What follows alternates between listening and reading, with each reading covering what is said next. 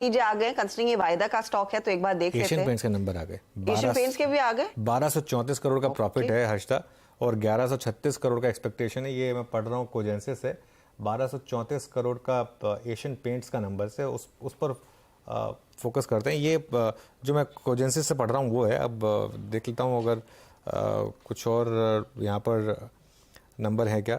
Consolidated net profit 1234 crore, हाँ ये Asian paints के नंबर्स हैं। पहले इस पर फोकस कर लेते हैं। डॉक्टर लाल भी इंपॉर्टेंट है लेकिन Asian Paint of course undoubtedly बड़ा है। करीब आधे % तक के गेन्स देखने को मिले। टिकर टीम से गुजारिश होगी फटाफट से, अगर आपको भी वायर्स पर मिल रहे हैं तो प्लीज वो डिटेल्स लेकर आए। आपको याद होगा कल स्टॉक की हम चर्चा कर भी रहे थे। अब पिडिलाइट की कमेंट्री अच्छी थी, उसके बाद अपेक्षा यही बन रही थी कि क्या कंपनी को फायदा मिलेगा जो इनपुट कॉस्ट लार्जली कम हुआ है, क्योंकि स्टॉक में वो रिफ्लेक्ट नहीं हो रहा था। तो उसका कितना इनफैक्ट नंबर्स पर फर्क पड़ रहा है वो देखना काफी जरूरी रहेगा। रेवेन्यू ऑन इन लाइन है हर्षदा, रेवेन्यू 87-80 करोड़ है जो हमारी एक्सपेक्टेशन थी, उसके बिल्कुल सेम आया है रेवेन्यू। इसका मतलब एबिडा देखना बहुत इंटरेस्टिंग होगा, और उसके साथ साथ एबिडा मार्जिन, ये दो चीज़ें देखनी बहुत ज़रूरी होंगी, क्योंकि रेवेन्यू एकदम एबिडा देखिए 1865 करोड़ वर्सेस 1705 करोड़, ये एक अच्छा नंबर है। एबिडा का नंबर जो है ना, ये काफ़ी अच्छा नंबर है। अब इशू ये है कि स्टॉक में बड़ी रैली ऑलरेडी हो चुकी है। ये पिछले क्वार्टर काफ़ी गिरा था स्टॉक, आपको याद होगा। हाँ। लेकिन पिछले मेरे ख्याल से एक हफ्ते में 10 दिन में अगर आप इस स्टॉक का मूव देखें, मेरे ख्याल से लो करीब 2750 का था इसका, जब हमने अप्रैल मंथ के मिड में, और वहाँ से 3070 तक की एक रैली ऑलरेडी हमने देखी है इसमें। बट नंबर्स बहुत अच्छे हैं, एटलीस्ट ऑपरेशनल नंबर्स बहुत अच्छे हैं। नेट एबिडा और एबिडा मार्जिन आई थिंक दोनों में कंफर्टेबल बीट है। तो अनुज, आपको याद होगा हम लगातार यही कहते रहते थे कि कच्चे तेल में जो गिरावट आ रही है उसका फायदा उठाना चाहिए था, लेकिन स्टॉक रिएक्ट नहीं कर रहा था उस टाइम पे। नंबर्स में वो दिख रहा है कि कंपनी को उसका फायदा हाथ लगा है, क्योंकि एक्सपेक्टेशन थी मार्जिन बढ़कर 19.4% पर आएंगे और 21.2% तक का मार्जिन, तो एक बहुत बड़ा बीट इनफैक्ट मार्जिन में आता हुआ दिखाई दे रहा है, और स्टॉक में फिर तेजी और जोर पकड़ रही है। एक बार नंबर्स मैं आपके लिए दोहरा देती हूँ। मुनाफा जो आया है करीब 1258 करोड़ का है, एक्सपेक्टेशन था 1123 करोड़, तो वहां पर एक बहुत बड़ा बीट है, करीब 100 करोड़ प्लस का। रेवेन्यू 8787 करोड़ के आसपास, 8800 करोड़ के आसपास का ही अनुमान था, तो वो इन लाइन। एक और बीट एबिटा के फ्रंट पर 1705 करोड़ के अनुमान के सामने 1865 करोड़, और मार्जिन्स भी 19% की उम्मीद थी, 21% पर आए हैं। एक और स्टेटमेंट आई है, वॉल्यूम ग्रोथ डबल डिजिट में, डबल डिजिट में वॉल्यूम ग्रोथ है, तो ये एक टॉप डाउन में से कहूंगा कि एक अच्छा नंबर। लेकिन अगेन स्टॉक काफी चल चुका है, ये चीज का ध्यान रखिएगा। हमारे साथ शायद कोई एक्सपर्ट कौस्तुभ पावस्कर है जो इस सेक्टर को ट्रैक करते हैं। कौस्तुभ, ये तो एक बड़ा बीट है, अब स्टॉक पर क्या रणनीति होनी चाहिए उस पर हम आएंगे, लेकिन पहले नंबर्स एनालाइज करते हैं, क्योंकि एबिट लेवल्स, वॉल्यूम लेवल और आपके मार्जिन्स उम्मीद से काफी बेहतर। बिल्कुल, क्योंकि वॉल्यूम ग्रोथ हमने सिंगल डिजिट एक्सपेक्ट किया था, बिकॉज लास्ट क्वार्टर में अगर हम देखेंगे कंपनी का सिंगल डिजिट वॉल्यूम ग्रोथ था, और उन्होंने कहा था कि जो मोमेंटम है वो धीरे धीरे इम्प्रूव हो रहा है। तो वॉल्यूम ग्रोथ डबल डिजिट ये एक्सपेक्टेशन से थोड़ा बेहतर है। मार्जिन्स हमारे एक्सपेक्टेशन से काफी बेहतरीन आए हैं। हमने भी 19% एबिटा मार्जिन एक्सपेक्ट किया।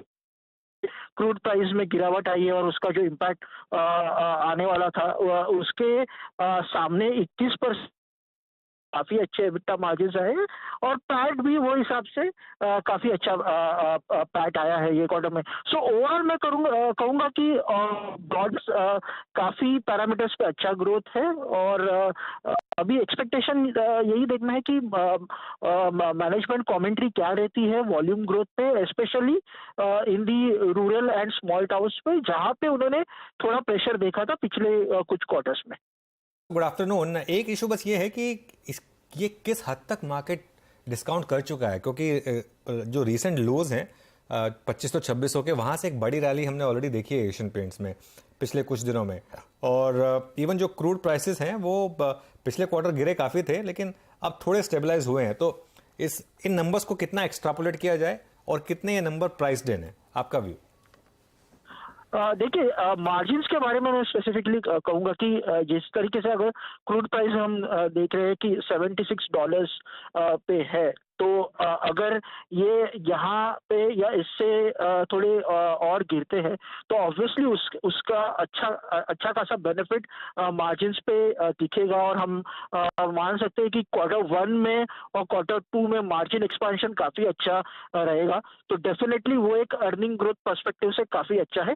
आई गेस आप you are right on the point that कि स्टॉक में पिछले कुछ दिनों में काफी अच्छा एक मूवमेंट रहा है, बट मुझे लग रहा है कि एक लॉन्ग टर्म व्यू से Asian Paint is always a portfolio stock, तो एक long term point of view से ये स्टॉक अपने पोर्टफोलियो में होना चाहिए। करंट लेवल्स पर आप खरीदेंगे 3040 के लेवल्स पर? 3040 के लेवल पे भी या हमारा बाय रहेगा, बिकॉज मुझे लग रहा है कि यहाँ पे थोड़ा बहुत हमें अपग्रेड्स दिखेंगे, बिकॉज नंबर्स एक्सपेक्टेशन से बेटर आए हैं, और मुझे लग रहा है कि जिस तरीके से अगर हम देखेंगे एफएमसीजी सेक्टर का आउटलुक जो बन रहा है, अगर हम देखेंगे कि निल्सन के जो नंबर्स आए हैं और जिस तरीके से मैनेजमेंट कमेंट्रीज बिल्टअप हो रही है, सबका अनुमान ये है कि अभी रूरल में बॉटम आउट हुआ है, और यहाँ से हमें ग्रोथ विजिबिलिटी थोड़ी इंप्रूव दिख रही है, और रॉ मटेरियल प्राइस पे स्पेसिफिकली उन एक्सपेक्टेशन से काफी अच्छे मार्जिन्स आए कंपनीज पे। तो थोड़ा मेरा अनुमान है कि यहाँ पे भी हमें लग रहा है कि फ्रॉम द सेक्टर पर्सपेक्टिव से और एक लॉन्गर टर्म पर्सपेक्टिव से एशियन पेंट्स एक अच्छा खासा बाय। ओके कौस्तुभ, एक आखिरी प्रश्न पूछूंगा आपसे, but in comparison to other paint stocks, या फिर मैं इसी पोर्टफोलियो में एडहेसिव्स को भी मिला लूं, जो पिडिलाइट पोस्ट नंबर्स बाजार ने उसके डिप को बाय किया। इफ यू मैं अगर पूरे स्पेस का रखूं आपके स्क्रीन पे, बर्जर, कंसाई और पिडिलाइट, एशियन पेंट्स, इस वक्त आपका जो दो प्रीफर्ड बाय हैं वो कौन से होंगे अलॉन्ग विद एशियन पेंट्स? मतलब सेकंड बाय क्या होगा? देखिए, हमारे कवरेज में तीन स्टॉक्स है, जिसमें से आप ने जो स्क्रीन पे ये किए, एशियन पेंट्स, पिडिलाइट पे हमारा होल्ड है। मुझे लग रहा है कि पिडिलाइट के परफॉर्मेंस में अभी तक वैसी इंप्रूवमेंट आई नहीं है जिस तरीके से उनके, बिकॉज उनके वैल्यूएशन हमेशा प्रीमियम रहे हैं, और वो प्रीमियम रहेंगे बिकॉज एक उनकी एक पकड़ है कंस्ट्रक्शन केमिकल और वाटर प्रूफिंग सेगमेंट में। तो कंसिडरिंग द प्रीमियम वैल्यूएशन, मुझे नहीं लग रहा है कि वहां पे हमें कुछ ज्यादा अपसाइड दिख रहा है। एशियन पेंट्स और इंडिगो पेंट्स में मुझे दो कंपनीज जो हमें लग रहा है कि हमारा बाय है उसके ऊपर, बिकॉज जैसे मैंने कहा कि क्रूड प्राइस में जो गिरावट आई है उसका बेनिफिट मुझे लग रहा है कि धीरे धीरे कंज्यूमर्स को पास ऑन होगा, और वहां से हमें लग रहा है कि वॉल्यूम ग्रोथ इंप्रूवमेंट दिखेगी। तो FY24 में जो भी हमें रेवेन्यू ग्रोथ दिखेगा पेंट कंपनीज के लिए, वो वॉल्यूम लेड ग्रोथ रहेगा, और मुझे लगा कि that would be one of the key drivers for revenue growth in FY24 for paint companies और construction chemical companies. Okay Kaustubh, शुक्रिया जुड़ने के लिए आज हमारे साथ, और ये नंबर्स प्राइमा फेसी एनालाइज करने के लिए। हर्षिता, मैं दो तीन चीज़ें जोड़ूंगा। वॉल्यूम ग्रोथ जो डबल डिजिट में है वो वॉल्यूम में भी और वैल्यू में भी है, ठीक है। और स्टॉक जो है अब 3060 पर, रिसेंट में बड़ी रैली हुई है, 5-5.5% की रैली हुई है स्टॉक में इस महीने में, लेकिन अब ये स्टॉक 200 डे मूविंग एवरेज को टेस्ट करा 3072, और 52 वीक हाई से स्टॉक अभी भी 15% दूर है। अब कल क्या होगा, बहुत मुझे इंटरेस्टिंग लग रहा है। अगर ये नंबर्स के ऊपर मैनेजमेंट की कमेंट्री ठीक ठाक रही तो कल आपको मॉर्निंग में अपग्रेड्स दिखाई देंगे, और मुझे लग रहा है असली मूव स्टॉक में कल आएगा। और जो इसका एक प्रीवियस हाई है 3582 का, और अगर क्रूड प्राइस यहाँ रह गया स्टेबल 76 पर, और जिस तरीके से पेंट इंडस्ट्री में आज यूट्यूब पर भी मैं और नीरज जी डिस्कस कर रहे थे, बहुत बड़ा स्कोप है। रियल एस्टेट मार्केट जिस तरीके से बूम कर रही है, और पेंट में तो ऐसा है ना कि पुराने घर को भी आप रीपेंट करते हैं, मतलब सिर्फ ऐसा नहीं है कि नए घर बिक रहे हैं तभी पेंट होंगे, पुराने घर भी आप रीपेंट करते हैं। तो उस हिसाब से मुझे लग रहा है कि एक सेक्टोरल हिसाब से काफ़ी अच्छा प्लेस्ड है, और बस ये थोड़ी सी एक प्रॉफिट टेकिंग जो इनिशियल निकल जाएगी, उसके बाद मुझे लग रहा है कि कल इसमें एक पॉसिबल है कि आपको अपग्रेड्स देखने को मिले। और ये इंस्टीट्यूशनल स्टॉक है, ये